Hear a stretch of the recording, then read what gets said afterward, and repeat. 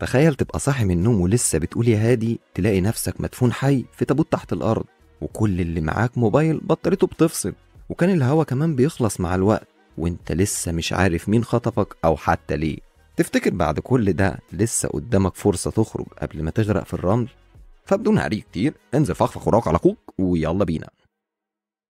بنبدأ مع بول المواطن الأمريكي وقت ما كان بيشتغل سواق على عربيات شحن تبع شركة مواد غذائية في العراق، وبيبدأ يفوق وهو مش شايف غير الضلمة حواليه ومش عارف ياخد نفسه كويس، وكل اللي كان حاسس بيه هو قماش بيكتم بقه وأحبال بتكتف إيده، في مشهد هيوصل لأي حد حجم الخوف والرعب اللي كان فيه. المهم إنه بيحاول بكل قوته يفك نفسه، وبالفعل بيقدر يشيل القماش من على بقه، ولما بيمد إيده يستكشف المكان بيلمس ولاعة، وبنورها البسيط بيشوف الكارثة الحقيقية اللي كان فيها، وبيفهم إنه محبوس في تابوت ومدفون تحت الأرض. بعدين بيحاول يتملك أعصابه ويهدى ويدور على أي حاجة تساعده، لحد ما فجأة بيلمح جنب إيده مسمار كان بارز من الخشب، فبيبدأ يحك الأحبال فيه ويقطعها، وأخيرا بقى حر حتى لو لثواني.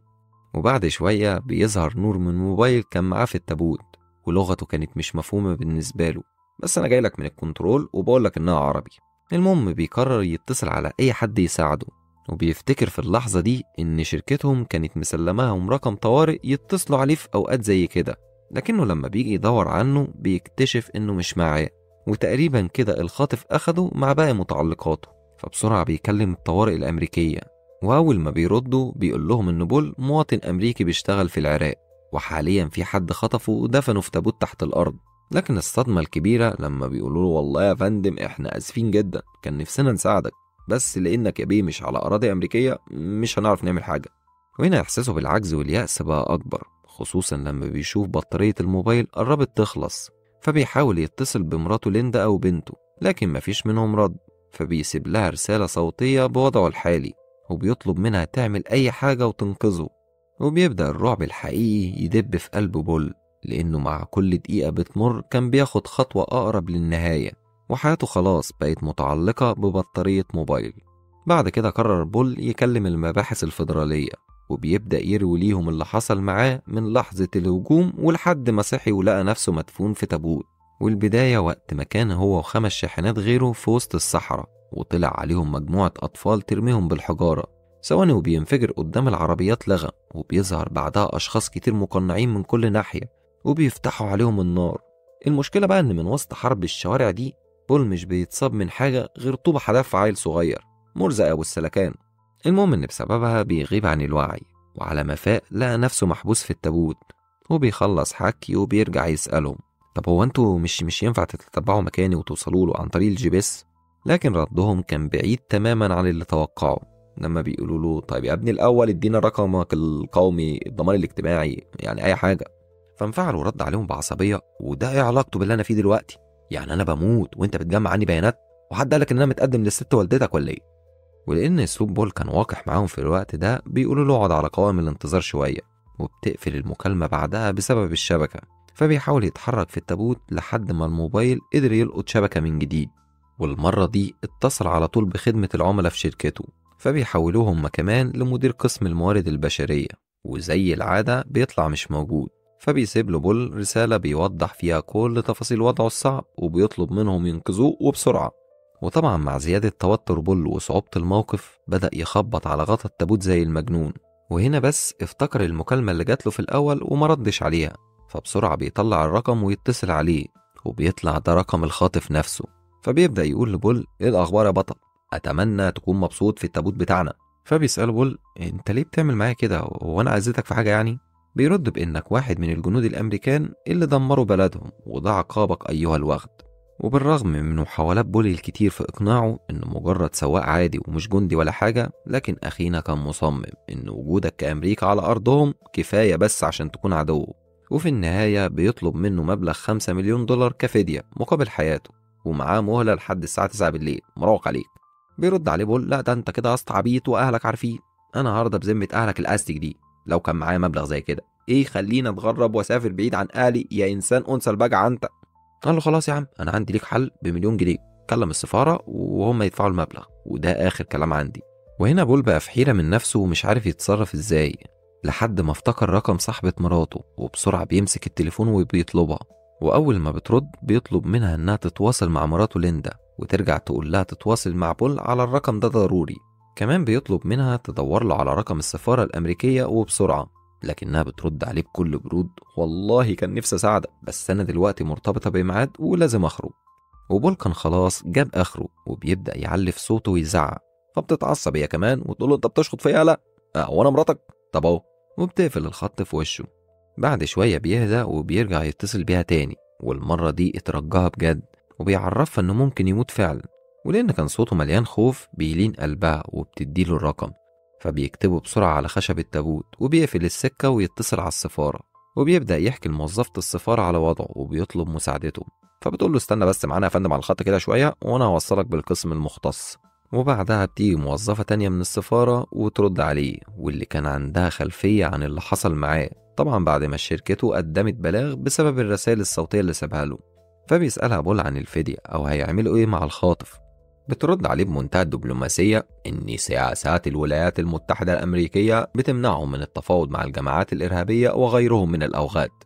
الطريف هنا في الموضوع يا أخي العزيز إن الناس دي أصلا هم أصل الإرهاب في العالم. ما علينا، بنرجع لبول وهو في حالة من الصدمة ومش فاهم ليه حياته رخيصة كده في نظر حكومته. وبترجع تفوقه الموظفة من تفكيره وبتديله رقم دان، واللي يبقى قائد فرقة تحرير الرهائن في العراق. وبيبدأ يطمنه دان ويقول له: طول ما الموبايل بيلقط معاك شبكة اعرف انك كده مدفون تحت مسافة قريبة من سطح الأرض. كمان بيطلب منه يحاول يلاقي أي علامة مميزة في التابوت. وفي الآخر بيقول له: اوعى يا بول تقول كلمة واحدة عن وضعك لأي وسيلة إعلامية، مش عاوزين القصة تكبر وتبقى قضية دولية. وفي اللحظة دي بيظهر على شاشة الموبايل رقم الخاطف، وبيسأله إذا كانت واصل مع السفارة أو لأ، أو هيعملوا إيه في مبلغ الفدية. فبياخد بول نفسه ويقول إنهم رافضين يدفعوا المبلغ لأن الحكومة مش بتتفاوض مع الإرهابيين. فبيضحك جدا هنا الخاطف ويقول له: أوان بقيت أنا الإرهابي؟ صدقني أنت فاهم غلط يا ابني، دي ضريبة الخراب والدمار اللي بتعيش في بلادي بسببكم، وانت واللي زيك لازم تدفعوا التمن. هنا بيحاول يفهمه بول انه مجرد سواق عادي وملوش دعوة باللي حصل معاهم، لكن الخاطف بعصبية بيقول له: واحنا برضو كان ايه ذنبنا باللي حصل في 11 سبتمبر، ومع ذلك بنتعاقب انا وشعبي كل يوم.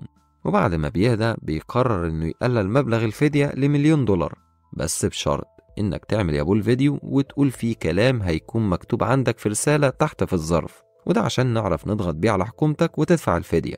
وأول ما بيقفل معاه السكة بيحرك بول جسمه ويكافح عشان يوصل للظرف، وأخيرا بيوصل له وبيفتحه، وبيكون جواه عصيان مضيئة على كشاف وسكينة ومعاهم ورقة المطلوب.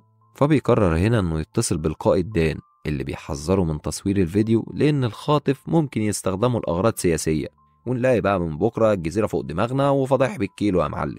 بيقول له بول: يعني أفهم من كده إن أنا مطلوب مني أركض في سلام يا أبو الأحناف وما أعملش دوشة أنا بموت بقى؟ بيرد دان بإن أكيد مش ده المقصود يا غبي. وبيبدأ يطمن بول وبيحكي له عن قصة إنقاذه لشاب اسمه مارك وقت ما كان في ظروف شبه بتاعته وبينقذوه بعدها، وحاليا ممكن يكون قاعد مع أهله بيشرب شاي بحليب ولا حاجة. وانت بقى كل المطلوب منك يا بول يا ابني تحافظ على هدوءك لحد ما نقدر نحدد مكانك ونوصل لك. وبعد ما بيقفل معاه بياخد بول فعلا من حبوب المهدئ ويبلعهم بشوية كحول، وبيبدأ يهدى وبيرجع يتصل على أمه يطمن عليها. وكان جواه إحساس من إن دي ممكن تكون آخر مرة يسمع صوتها. وبيخلص وبيقفل المكالمة وهو كاتم دموعه بالعافية، خصوصا لما بتكون مش قادرة تفتكره بسبب الزهايمر. شوية وبتجيله رسالة من الخاطف، وكانت عبارة عن صورة لزميلته وهي متكتفة ومربوطة، وبيعرفه إنه إذا ما سجلش الفيديو في 3 دقايق وبعته هيقتلها. فبيترجى بول إنه يسيبها وهو هينفذ المطلوب لأنها أم طفلين. بيرد بإنه هو كمان كان أب ل5 أطفال، وأكيد انتم وأطفالكم مش أحسن مننا. وبعدها بيقفل معاه السكة. وهنا ما كانش قدام بول أي حل غير إنه يصور الفيديو، وبعد ما بيخلص بيحس بالتعب وبيغلبه النوم، لكنه فجأة بيصحى على حاجة بتتحرك على جسمه وبيتفزع لما يشوف تعبان. وبيبدأ يحاول يسيطر على خوفه وهو بيصب شوية من الكحول في ركن التابوت وبيرمي عليهم الولاعة بعدين. فبيخاف التعبان من النار وبيخرج من الفتحة اللي دخل منها، وبيتحرك ورا بول ويقفل الفتحة وبيطفي النار. بعدها افتكر انه يقدر يعرف رقم الموبايل لو غير اللغة، وفعلا بيبعت رسالة لمراته برقم الموبايل اللي معاه. شوية وبتوصله رسالة جديدة من الخاطف، لكن المرة دي كان فيديو مرعب بجد. لما الخاطف بيقتل زميلته فعلا لأن الفدية ما وصلتهمش في الوقت اللي كانوا محددينه.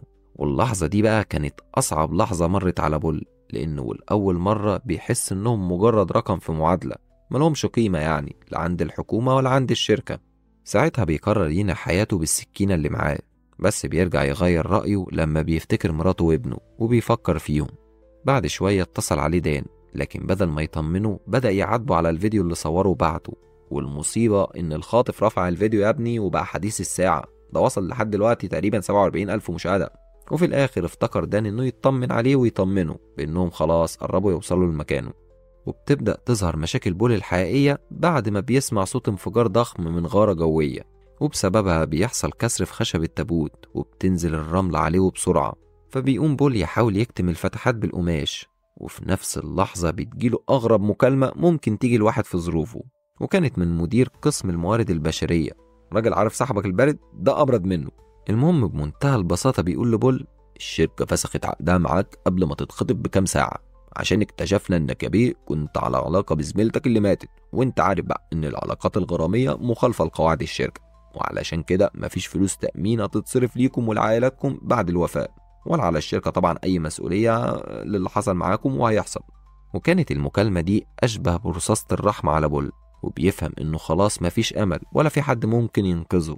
والأسوأ من كده إنه مش عارف عيلته هتعمل إيه من بعده. فبيمسك الموبايل وبيسجل وصيته، وبيقول لعيلته إنه مش هيعرف يسيب ليهم حاجة غير $700، ودول آخر فلوس كانت معاه في الدنيا، طبعا بعد ما الشركة القذرة خلعت من تحمل المسؤولية. أما بالنسبة لابنه فمفيش حاجة هيقدمها له غير شوية هدوم ولبس كان عنده. وفي لحظاته الأخيرة بيحط الولاعة على صدره وبيستنى نورها يطفي وهو مستسلم لمصيره. لكن الخاطف بيتصل عليه تاني وبيهدده المرة دي بمراته وابنه، وقال له إن لو الفدية موصلتهمش هتكون حياتهم في خطر. وللتأكيد بيوصف له عنوان بيتهم، كمان بيطلب منه يبعت له فيديو جديد وهو بيأذي نفسه.